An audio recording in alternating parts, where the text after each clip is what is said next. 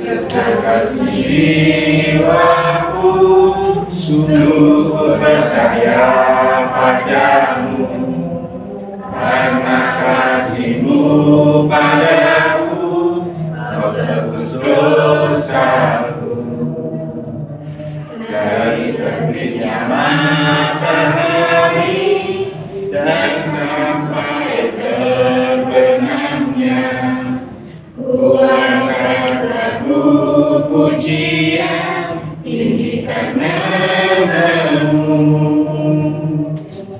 Dengan gendang ku puji dengan kecapi, ku bernyanyi, haleluya Yesus kekasih-Mu. Mau cinta Yesus selamanya. Mau cinta Yesus selamanya. Meskipun badai silih berganti dalam hidupku, ku tetap cinta Yesus selamanya. Ya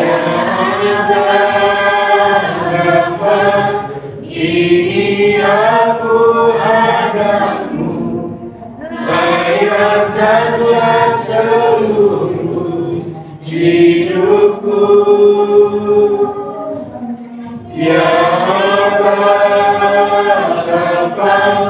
ini aku anakmu, pakailah sesuai dengan rencana-Mu.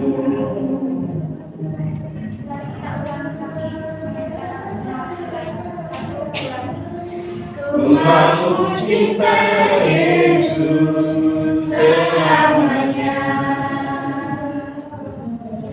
Ku mau cinta Yesus selamanya.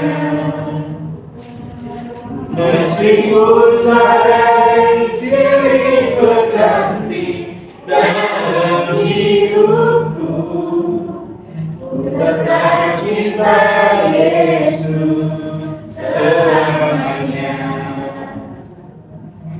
Ya Bapa, ini aku anakmu, bayarkanlah seluruh hidupku. Ya Bapa, ini aku anakmu, pakailah sesuai dengan rencana-Mu. Allah Bapa kami yang kami sembah dan kami muliakan dalam nama Tuhan Yesus Kristus, kami pada kesempatan siang hari ini berkumpul bersama-sama untuk memuji memuliakan nama-Mu Bapa. Kami menyadari akan kelemahan dan keterbatasan kami.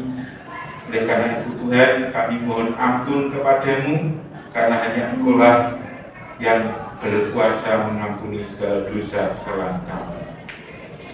Dan kalau sebentar kami ingin dibekali dengan firman-Mu Bapa, mari Engkau berkata-kata melalui hamba-Mu yang telah Kau persiapkan buat kami Tuhan.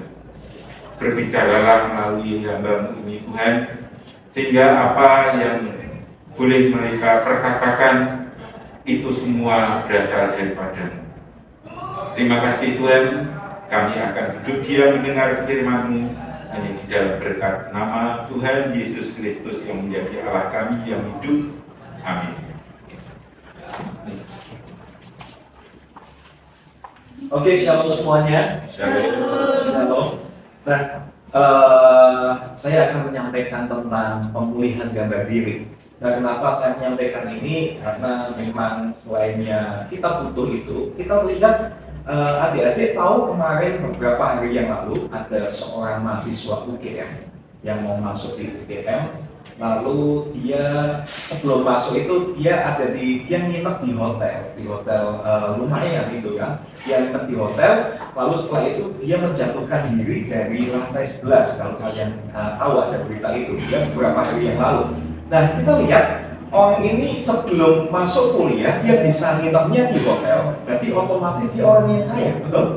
Lalu dia bisa masuk UGM. Kita tahu Universitas UGM adalah untuk orang-orang yang pintar. Nah, kita lihat dia itu pintar, dia kaya, tetapi kok bisa sampai dia bunuh diri? Ya, nah kita lihat juga ada banyak mungkin di antara kita tahu beberapa artis-artis Korea, mungkin kalau adik-adik mungkin juga tahu kan, beberapa artis-artis Korea, mereka secara wajah, secara apa semuanya cantik tampan-tampan, ya kan? Tapi mereka juga kaya, karena mereka sudah jadi artis, betul nggak? Tapi kenapa kok banyak di antara mereka itu juga bunuh diri? Nah, adik-adik tahu, itu karena ada yang salah di dalam diri mereka, yaitu gambar diri mereka itu sudah dirusak sama iblis. Mungkin mereka tampan, mereka kaya, mereka cantik, mereka mungkin pintar, tetapi kalau gambar diri itu dirusak sama iblis, kita bisa putus asa dan kita bisa nyerah dan kita bisa bunuh diri. Nah, kita akan mau lihat saat ini di Amsal 23 ayat ke-7a. Amsal 23 ayat yang 7a. Amsal 23 ayat yang ke-7 yang A saja. Oke, Amsal 23 ayat yang ke-7a. Yang sudah ketemu bisa katakan senang sekali. Senang sekali masih apa? Ya, sekali. Oke, yang saya ketemu katakan senang sekali. Amsal 23 ayat 7a. Saya ketemu katakan. Oke, yuk baca sama-sama yuk. 1, 2, 3. Sebab seperti orang yang membuat perhitungan di dalam dirinya sendiri demi yang lainnya. Sebab seperti orang yang membuat perhitungan di dalam dirinya sendiri, sepertilah ia. Perhitungan di sini adalah kalau kita itu menganggap sesuatu itu berkali-kali. Perhitungan di sini sesuatu yang dikali-kalikan atau sesuatu yang dianggap itu berulang-ulang kali. Jadi kalau kita menganggap berulang-ulang kali kita itu jelek, demikianlah ia. Demikian kita akan menganggap aku itu orang yang cantik, Kita akan kayak gitu. Tapi kalau kita aku tuh kayaknya jelek, aku jelek. Kita pun akan jadi kayak gitu. Kayak memang ada orang banyak menganggap aku itu nakal kok. Kayak memang aku tuh nakal deh. Itu berulang-ulang kali membuat perhitungan kita berulang-ulang kali atas diri kita. Itu kita akan jadi seperti itu. Nah, adik-adik, apa yang kalian saat ini berulang-ulang kali kalian dengar, yang kalian mungkin nyatakan dalam diri kalian, itu yang akan terjadi dalam hidupmu dan hidupku. Amin. Kalau kita menganggap kita itu bodoh, bapakku ngomong aku bodoh, ibuku ngomong aku bodoh, tetanggaku bodoh, dan aku rasa kok aku ya bodoh, ya. Kita akan jadi bodoh. Ya. Nah, ternyata iblis itu seringkali memberikan kepercayaan yang salah atas diri kita. Itu yang akan tujuannya apa? Kita itu supaya rusak gambar diri kita, supaya kita itu nggak bisa dekat lagi sama Tuhan, dan bahkan kita itu bisa nyerah dalam hidup kita. Nah, disinilah letaknya bagaimana iblis tahu sebetulnya kita itu diciptakan serupa dan segambar dengan Tuhan kita. Betul nggak?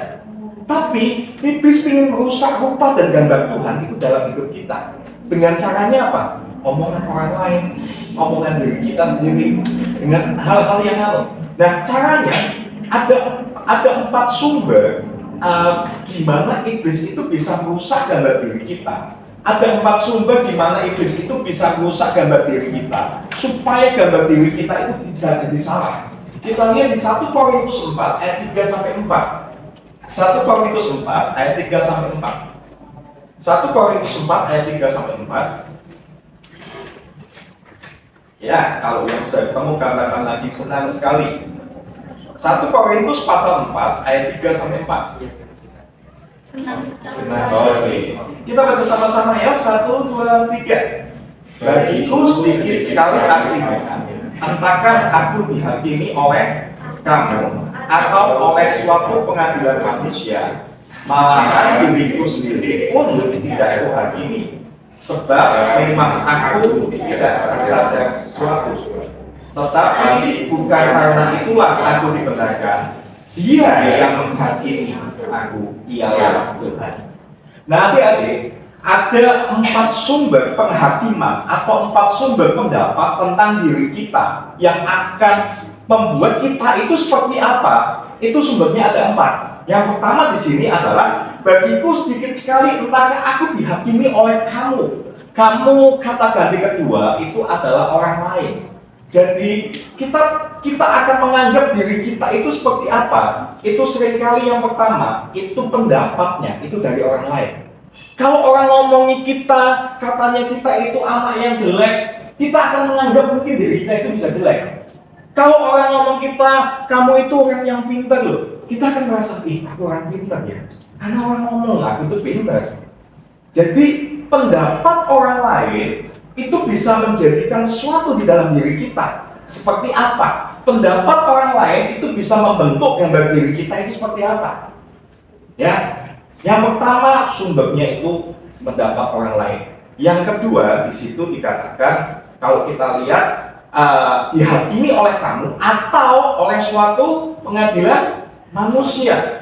Pengadilan manusia ini bicara tentang nilai-nilai masyarakat atau adat istiadat, sesuatu yang dianut oleh masyarakat. Contohnya mungkin beberapa adat masyarakat mengatakan kalau anak laki-laki itu mungkin lebih berharga daripada anak perempuan.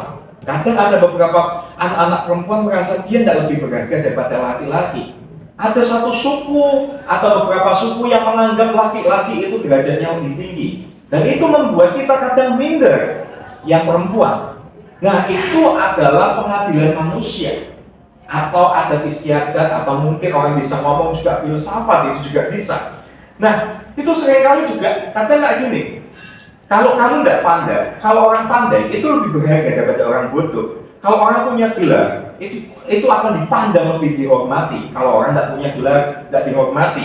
Kalau kaya, itu kamu akan lebih diagung-agungkan. Nah, itu pandangan-pandangan masyarakat yang membuat kita kadang, waduh, aku bukan orang kaya, aku jadi minder. Aku bukan orang yang mungkin anaknya bangsawan atau apa. Aku kayaknya tidak dihargai. Dan kita merasa tidak berharga akhirnya. Oleh karena apa? Bukan cuma bukan oleh karena omongan orang lain, tapi oleh karena adat istiadat yang kadang membuat kita tidak berharga. Ya, yang kedua sumbernya itu karena nilai-nilai atau adat istiadat masyarakat, yaitu pengadilan manusia yang disebutkan. Nah, yang ketiga di situ sebab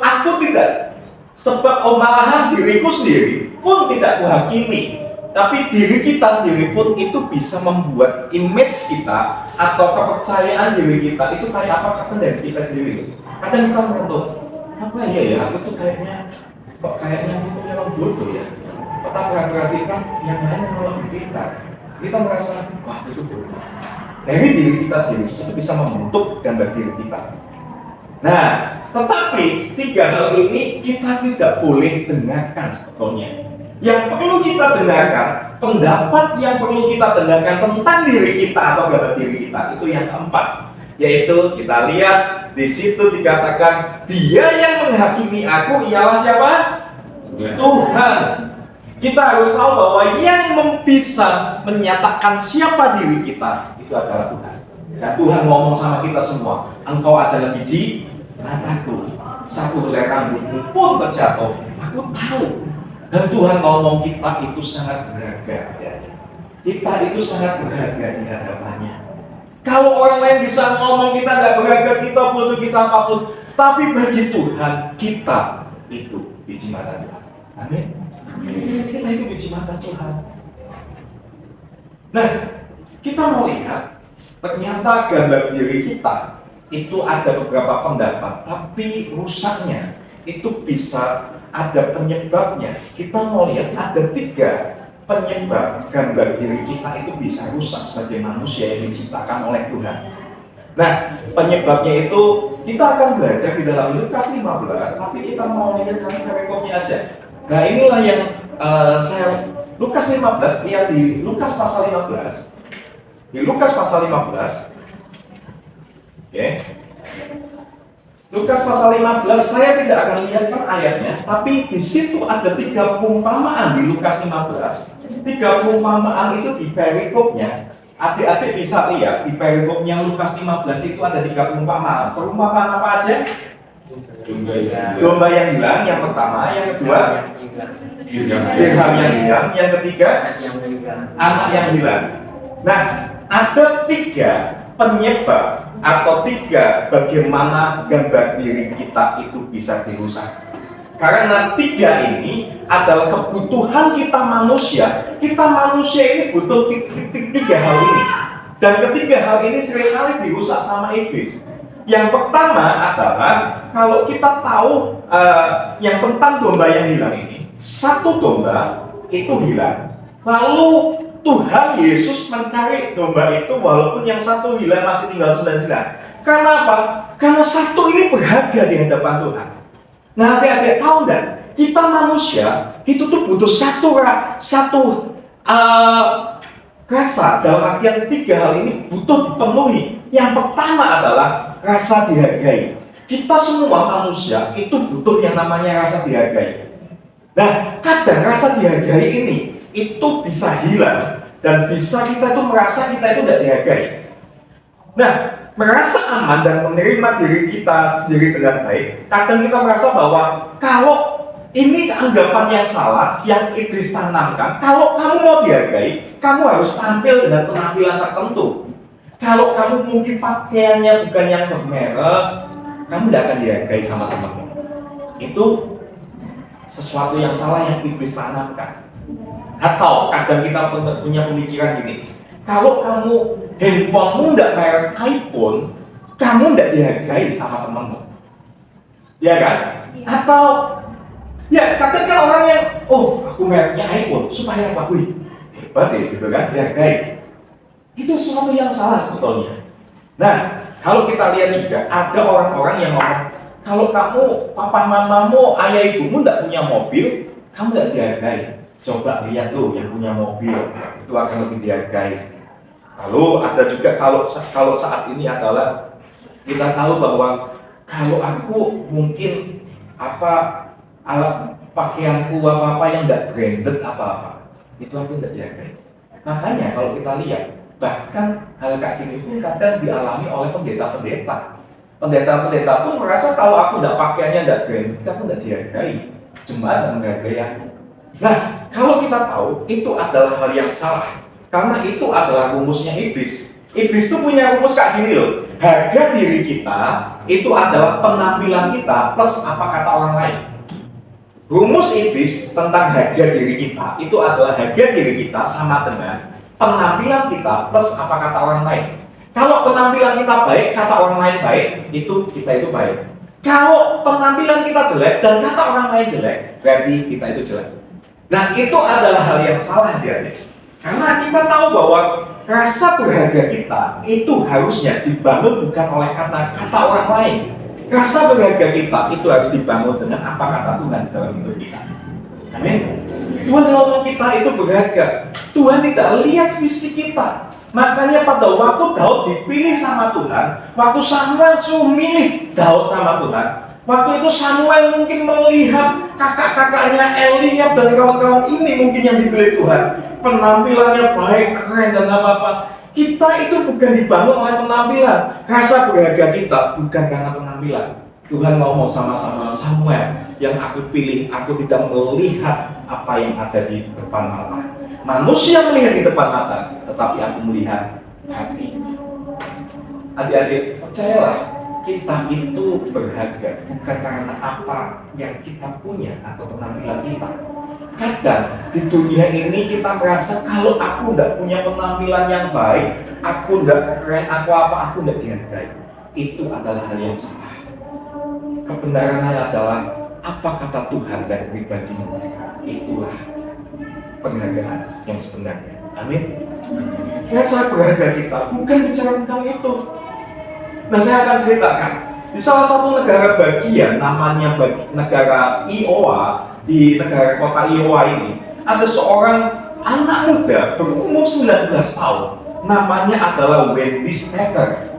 Wendy Stacker ini, dia itu bisa memenangkan yang namanya lomba mengetik tercepat, dan dia juga lomba menyelam tercepat. Seorang yang umurnya 19 tahun, dia bisa memenangkan mengetik tercepat dan menyelam tercepat. Mungkin kita merasa, itu hal yang biasa. Tetapi yang membuat luar biasa adalah Wendy Stacker memenangkannya dengan dia punya satu tangan saja. Dia cacat, dia cuma punya satu tangan. Tapi dia bisa lomba mengetik tercepat dan dia lomba menyelam tercepat. Jadi, apakah penampilan kita itu rasa berharga kita? Tidak. Wendy Stacker walaupun dia orang yang cacat, dia penampilannya tidak baik, tetapi rasa berharganya bukan karena itu.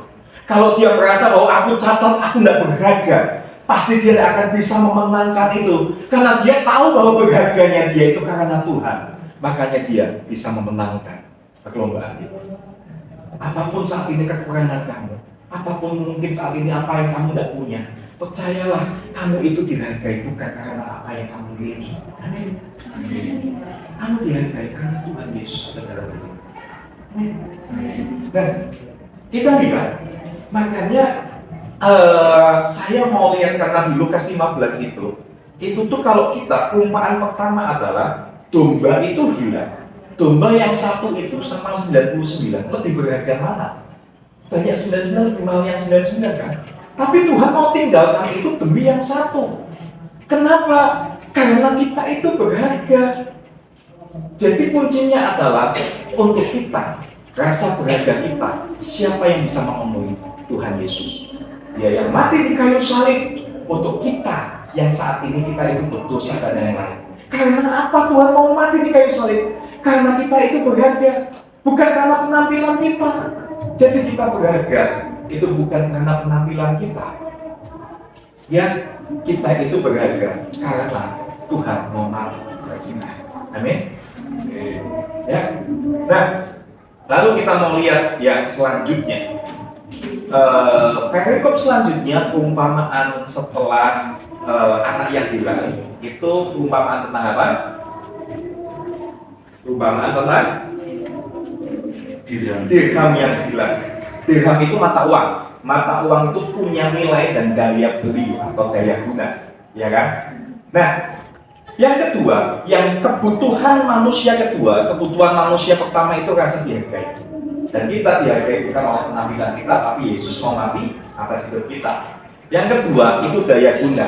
Kadang kalau kita tahu bahwa kita semua itu pingin untuk aku pingin untuk daya guna. Anak muda itu paling senang dikasih tanggung jawab. Anak muda itu paling senang, kita semua itu manusia paling senang kalau dikasih tanggung jawab, kepercayaan. Dan kita merasa bahwa aku itu harus diakui. Daya guna itu aku tuh harus diakui. Aku tuh pintar loh. Aku tuh bisa lakukan ini loh. Aku bisa lakukan itu loh. Aku tuh berprestasi loh. Dan kalau orang-orang yang seperti ini dan konsepnya sama, kadang anak-anak muda merasa gini, aku itu berdaya guna. Kalau aku itu jadi ketua kelas, kalau aku nggak jadi ketua kelas, saya berdaya guna. Kalau aku jadi OSIS, aku kayak akan dianggap dengan. Nah, tapi kalau enggak, kayaknya aku nggak punya daya guna. Setiap kita punya talenta masing-masing. Atau kalau saat ini seringkali zaman anak-anak sekarang adalah kalau like-ku banyak, kalau follower-ku Instagram-ku banyak, kalau di TikTok-ku banyak view-nya, itu aku berdaya guna. Kalau aku punya TikTok tapi kok nggak ada yang lihat dan lain-lain, aku merasa kayaknya aku nggak daya guna deh. Aku kok kayaknya nggak diakui. Karena kok kayaknya aku setiap upload apa-apa kok nggak ada yang like, nggak ada yang follow. Nah, berapa banyak anak-anak muda kayak kita ya? Berapa banyak mungkin karena kita merasa aku nggak berguna, karena aku merasa kok kayaknya setiap aku upload sesuatu nggak ada orang yang lihat, nggak ada orang yang like, followerku kok lebih sedikit ya daripada temanku itu. Nah, kadang kita dirusak gambar dirinya karena masalah itu. Kita pingin diakui, kita merasa bahwa kalau kita banyak yang like, yang follow, kita itu lebih berguna daripada yang lain. Tetapi itu adalah hal yang salah. Nah, ada seorang anak dan orang, sebelum saya menceritakan ini, orang yang haus daya guna, yang dirusak gambarnya tentang masalah daya guna atau pengakuan ini, dia itu seringkali akan takut gagal dan coba senangkan semua orang. Nah, orang-orang kayak gini, dia merasa kayak gini, nih, kalau orang ini mungkin dia merasa kok tidak ada orang yang suka sama aku, ya mungkin karena aku kenapa aku tidak punya keahlian apa. Akhirnya dia coba senangkan semua teman-temannya. Lalu mungkin dia coba tak prakteklah semua temanku atau apa supaya aku tuh dianggap, gitu. Nah, ini hal yang salah. Hati-hati. Ada seorang anak waktu itu usia 5 tahun. Dia pulang dari sekolah. Dia datang ke ibunya. Dia ngomong, "Ibu, ini ada surat dari kepala sekolah." Nah, anak ini, anak usia SD ini kasihin ke ibunya surat dari kepala sekolah. Lalu waktu si anak ini nanya sama ibunya, "Ibu, kepala sekolah ngomong apa sama ibu?" Karena ibunya sempat meneteskan air mata dan nangis. Lalu ibunya ngomong, "Nah, kepala sekolah ngomong, kamu terlalu pintar, makanya kepala sekolah menyuruh untuk kamu belajarnya sama ibu." Dan Anda tahu anak ini tidak diterima di sekolahnya karena katanya IQ-nya terlalu jorok dan dia orang bodoh dan semua guru sudah tidak bisa nangani dan beberapa sekolah pun tidak nangani. Akhirnya dia disuruh untuk belajar di rumah sama ibunya.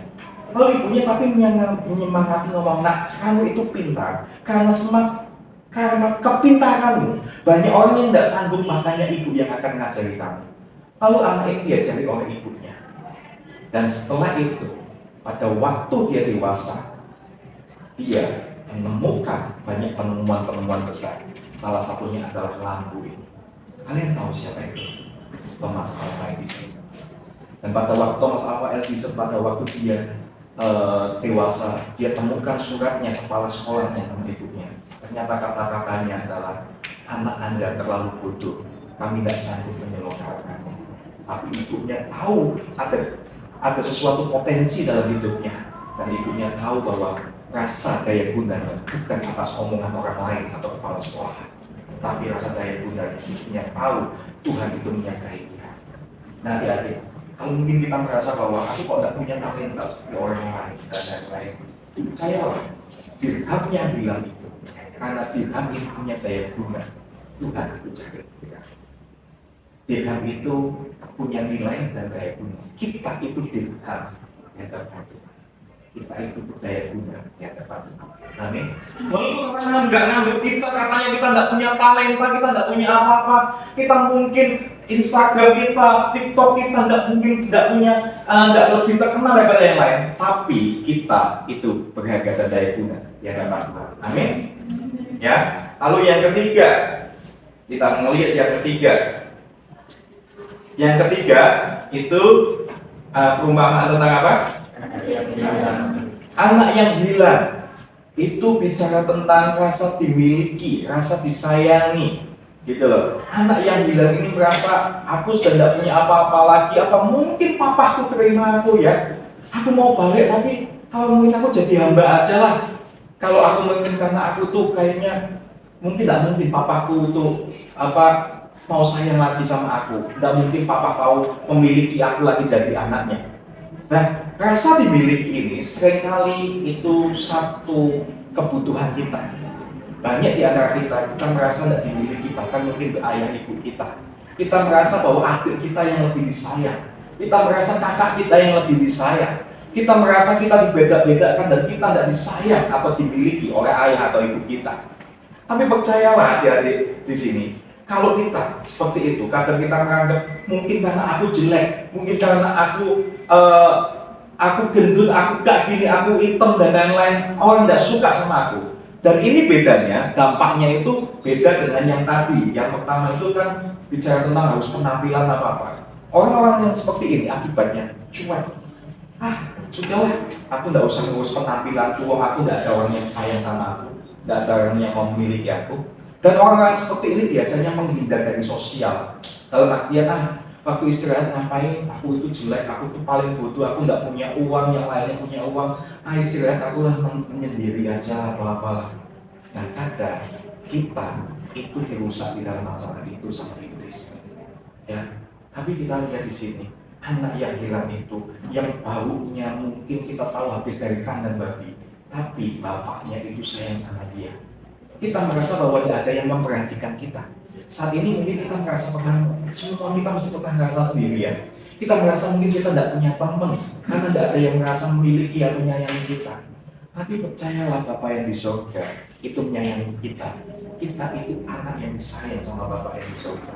Buktinya apa? Anak yang hilang ini, pada waktu dia katakan anak itu mau balik ke papahnya, papahnya langsung lari memeluk dia, atau enggak? Pertanyaannya, apakah papahnya tahu kapan anaknya itu akan balik? Nggak tahu, karena anaknya ini kan meninggal. Tapi akhirnya papahnya bisa lihat dari kejauhan, anaknya datang dan dia lari. Berarti otomatis setiap hari yang dilakukan oleh papahnya itu duduk menghadap jendela keluar. Dia lihat kapan anaknya pulang. Dia perhatikan kapan anaknya pulang. Adik-adik, percayalah, saat ini kalau kalian jauh daripada Tuhan, kalau saat ini kalian ngomong, aku mau dekat lagi sama Tuhan, Tuhan itu menunggu setiap kita untuk balik dekat sama Tuhan. Seperti anak yang hilang itu juga.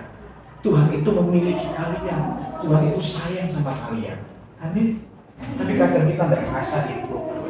Tapi percayalah saat ini, kadang kalau rasa memiliki rasa disayang ini hilang dalam hidup kita itu akan jadi minder, kita akan menyendiri, kita tidak peduli mungkin atas tampilan kita dan lain-lain, dan akhirnya kemungkinan besar kita itu bisa nyerah dan kita bisa bunuh diri dalam hidup kita, karena merasa tidak ada yang sayang atas hidup kita.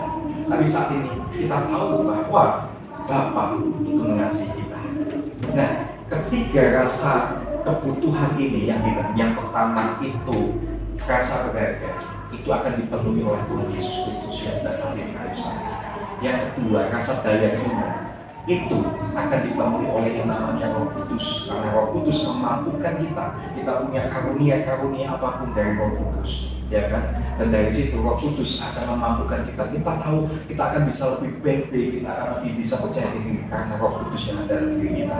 Dan yang ketiga, rasa dimiliki atau disayangi itu akan dipenuhi oleh Allah Bapa kita, karena Bapa kita itu menyayangi kita sebagai anaknya. Allah Tritunggal akan memenuhi tiga kebutuhan dasar kita. Amin. Sebelum saya tutup, saya akan ceritakan satu cerita. Waktu itu ada satu kebaktian kebangunan rohani di Jawa Timur. Jawa Timur itu satu kebaktian kebangunan rohani. Ada satu anak, waktu itu semua itu disuruh maju, ya kan? Siapa yang mau terima Tuhan Yesus maju gitu kan? Semua maju, tapi ternyata ada satu anak mau maju tapi dia cuma agak di belakang pojok gitu kan, waktu minta didoain, yang lainnya saya doain, tapi anak ini bingung. Lalu sang pendeta ini datangi dia dan dia nangis, dan anak ini ngomong, saya butuh didoakan lebih lagi. Lalu si pendeta ngomong, oke, setelah kebaktian ini temui saya. Anak ini nemuin, dan ternyata sang pendeta ini bingung.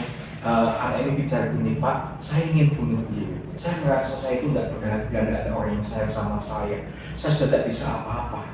Loh, kenapa? Lalu sang pendeta ini perhatikan, anak ini pakai pakaian panjang. Ternyata pendeta ini perhatikan, ternyata tangan yang satunya itu hilang. Nah, si anak ini berasal dari keluarga miskin. Waktu setelah lulus SMA, dia kerja di yang namanya tempat pemotongan kayu. Ternyata pada waktu dia motong kayu di mesinnya itu, tanpa sengaja dia kepleset dan tangannya itu kepotong mesin itu. Dan dia tidak bisa apa-apa, dan dia merasa, Pak, saya itu sudah orang miskin, jelek, saya tangannya cuma satu. Maaf Pak, saya untuk BAB aja saya tidak bisa, saya harus minta tolong ibu saya untuk bersih waktu BAB. Dan dia merasa bahwa hidupku sudah hancur, masa depanku sudah tidak bisa apa-apa. Pak, aku mau benar-benar bunuh diri. Lalu pendeta ini ngomong, kamu pasti punya kelebihan, kamu pasti hobimu apa? Dia ngomong, aku punya hobi melukis Pak. Oke, sekarang kok coba saya minta untuk kamu melukis. Dia melukis, dan dia melukis. Ternyata hasilnya bagus. Pak pendeta ini bingung, kamu kok melukis bagus? Ya Pak, puji Tuhannya juga saya biasanya melukis dan saya punya keahlian di tangan kiri saya. Dia melukis dengan tangan kirinya, lalu si pendeta ini taruhkan lukisannya, dipajang. Pendeta ini punya toko buku, ditaruhkan di situ, ternyata laku. Lalu laku, beberapa konsumen langsung lari disuruh untuk dia untuk melukiskan. Lalu satu ketika pendeta ini diutus ke luar kota, dan ternyata anak ini pun sudah tidak ada di Jawa Timur itu. Suatu ketika mereka ketemu, lalu waktu ketemu si pendeta ini nanyain sama anak ini sudah puluhan tahun, loh, nah kamu masih melukis? Masih Pak. Gimana? Jualan lukisannya lumayan, tapi sekarang saya tidak fokus untuk lukisan. Loh, kenapa? Karena saya lukisan ini cuma sekedar hobi Pak, saya sudah tidak ke arah sana. Oh, sekarang saya sudah punya usaha sendiri. Usahamu apa? Saya punya 2 perusahaan kayu sekarang. Adik-adik tahu, beda ini ngomong kayak gini. Nah, dengan 2 tangan, kamu cuma jadi bawahan. Tapi dengan 1 tangan, Tuhan pakai kamu punya 2 perusahaan kayu. Apapun yang terjadi itu, Tuhan itu saya sangat kaya. Sekitar 25 tahun yang lalu atau berapa puluh tahun yang lalu, ada seorang anak ini dia takut sekali, dia orangnya minder. Kalau mau apa-apa minder, dia takut. Dan waktu kalau di kelas kaki ini, waktu SD atau apa, waktu SD dan SMP kelas 1 itu kalau dia disuruh baca itu sering nangis. Disuruh baca bahasa Indonesia kayak gini itu nangis. Bahkan sampai waktu itu karena tidak berani baca di tempat, ya udah kamu di tempat sini kamu baca, tapi tidak berani. Lalu sampai gurunya ngomong, oke teman-teman yang lain tutup mata dan kita nunduk, biarkan si anak ini yang baca. Cuma satu hal ini aja, anak ini tetap nangis dan dia tidak berani.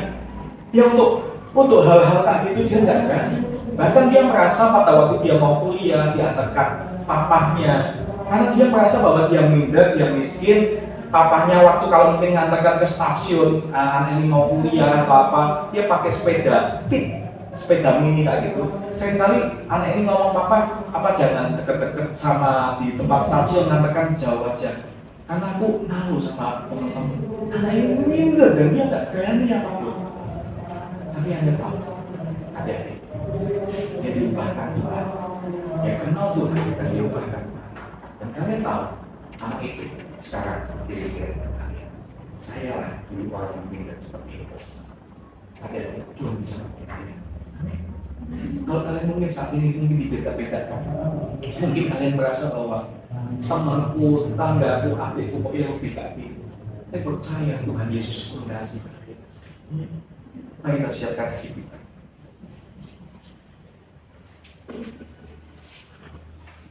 Bapak, makasih untuk saat ini. Makasih ya Bapak. Kami tahu Tuhan mengasihi kami. Tuhan mengasihi kami ya Tuhan. Tuhan mengasihi kami. Kami berharga di hadapan Tuhan. Yang saat ini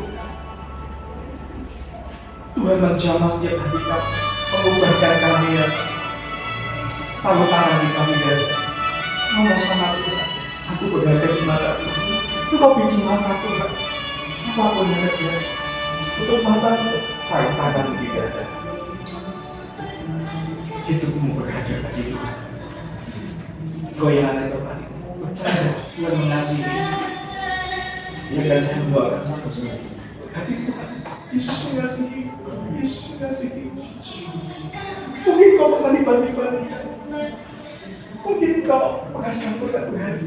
Tapi Tuhan mengasihi. Jangan tinggalkan Yesus. Jangan tinggalkan Yesus.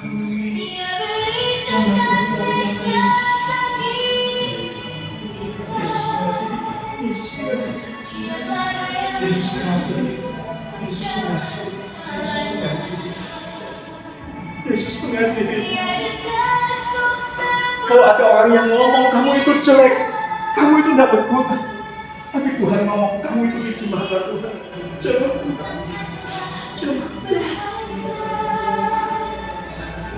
Tuhan mengasihi apa adanya. Dia tidak punya penampilanmu. Tuhan Bahkan mungkin saudara-saudara mesti mengatakan, kamu kayak gini, kamu butuh, kamu jelek, kamu gak bisa apa-apa. Tapi percayalah, kita dipuji Tuhan. Tuhan mengasihi ampuni orang-orang yang mungkin pernah menganggap Tuhan. Ampuni mereka, ampuni mereka. Tuhan bisa pakai kalian semua. Tuhan bisa pakai kalian semua. Tuhan bisa pakai kalian.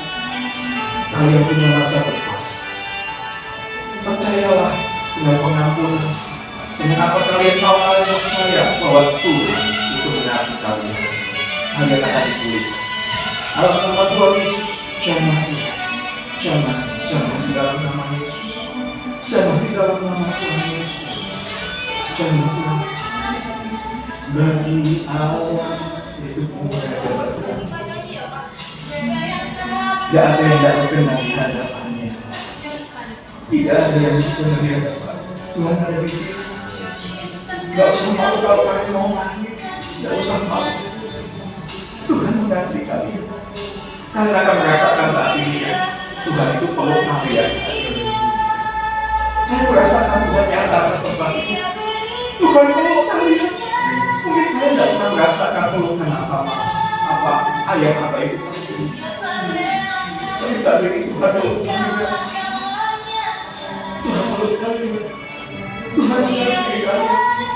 Dia sampai mau mati buat kita. Karena hidupmu sangat berharga,